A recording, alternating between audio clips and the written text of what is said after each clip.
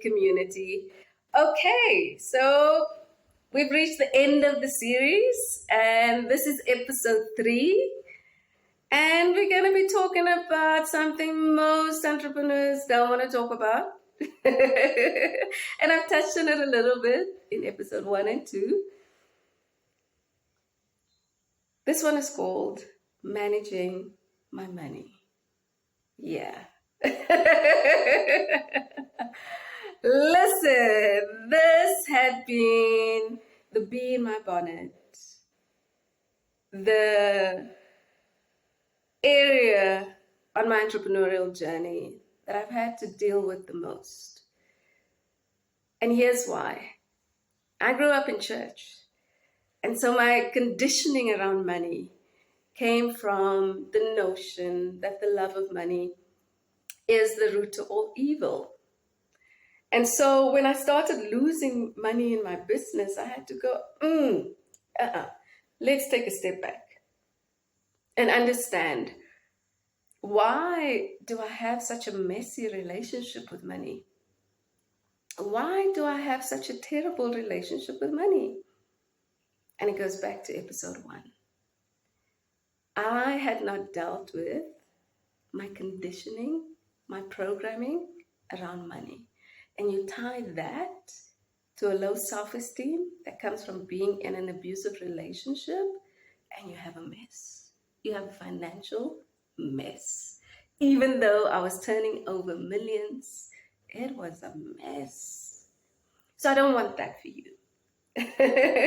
I really do not want that for you. So the first thing I'd like for you to do is to fix your relationship with money. Get real with yourself. Sit yourself down and have a real conversation around your relationship with money. And again, this is a conversation you can have with your coach or your therapist, and they can help you recondition how you view money, how you approach money, right? So step number 1 in managing my money is to fix my relationship and my conditioning around money. And this is vital. I'm going to reiterate what I said in the first episode and echo what Warren Buffett said. If you cannot manage your emotions, you cannot manage money.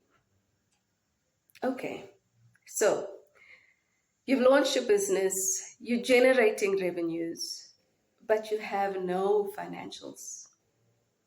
You have no system in place where you actually monitor on a daily or weekly basis what is actually happening from a financial perspective in the business.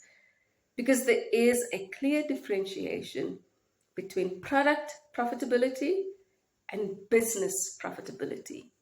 And so you have to be all over this, right? And have a clear understanding of it. If it means taking a course in financial management, please do that. If it means jumping onto YouTube, which is on your university, to educate yourself around business financial management, please do that. And then support that with software. Support the managing of your business finances with software. It is so easy these days. If I think back 20 years ago, it was not this easy. So make it easy on yourself by buying and paying for software. There's also free software out there that will help you be on top of your finances. And so, yes, you possibly need to outsource some of the functions, some of your financial function, to an accountant. So things like your tax submissions, your audited financials at the end of every financial year end.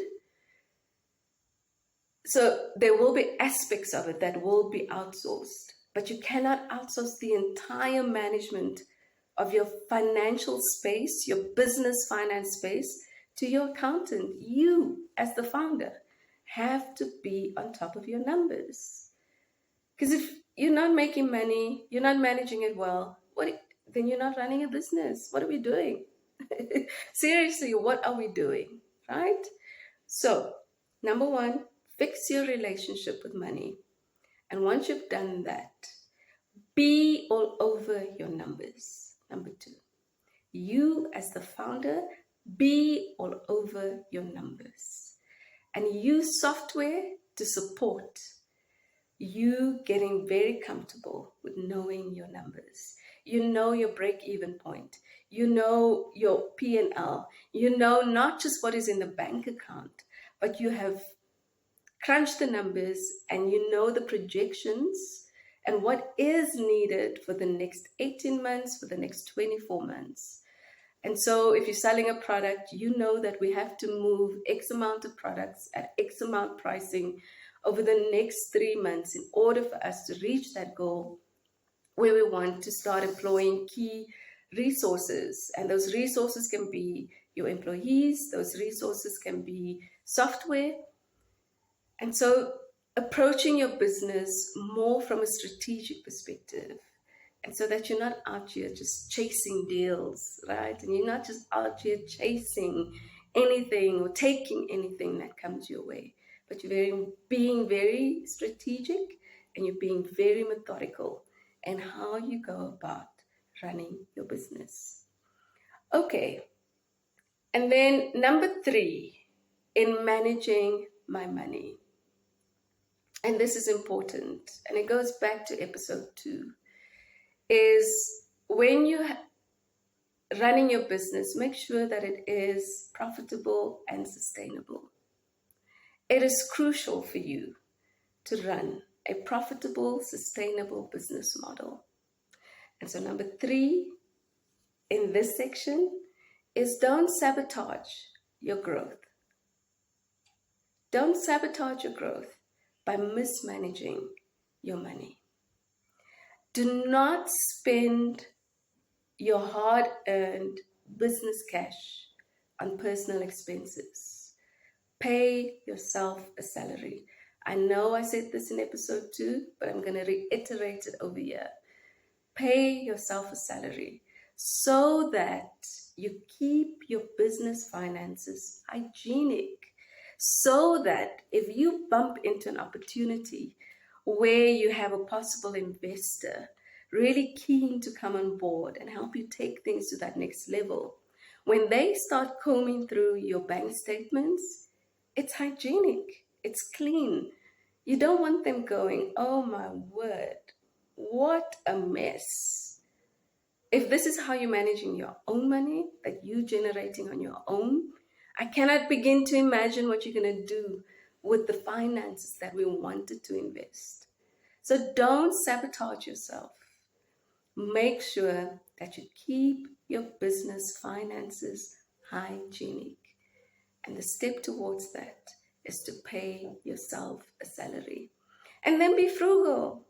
Live that Warren Buffett life, right? Be frugal. Don't be out here trying to show people that you're a founder, trying to show people that you're making millions. No. Manage your business finances extremely well by making sure that you are building towards a future, not a now that is ballerific and it looks like you're doing all of the things, but back at the ranch, you know, just one thing goes wrong and this thing goes pear-shaped. Don't be that person. It's completely unnecessary. And again, if you do what I said in episode 1 and you work with a therapist or you work with a coach, all of those things will dissipate where you don't need external validation. You don't need for people to go, oh my word, she's doing so well. No. You'll be in your comfort zone knowing this is what I'm building towards. And even if it looks to everybody else like I am not generating millions, I know. And I'm building towards an asset of value. I am building towards a legacy. So, for this final episode in our 3-part series, let me reiterate. Fix your relationship with money. Be all over your numbers and use software to support that being all over. And then, number 3, keep your business finances hygienic. Make sure that it's probably the cleanest space in your business. Okay, so we'll wrap it there for this episode. But I want to thank you for tuning in. Thank you for taking the time out to listen to these 3 episodes. And I'm really hoping that it's helped you get unstuck. I'm hoping that in 6 months' time, in 12 months' time, by doing these very basic things, you will see a significant difference in your business. So here's to you growing exponentially. Here's to you growing significantly. And I heard something the other day which I resonate with, is that when you as the founder start selling, you've launched your business. When your employees start selling, you're growing. But when your customers start selling, you're scaling. And that's the point that I'd love for you to get to.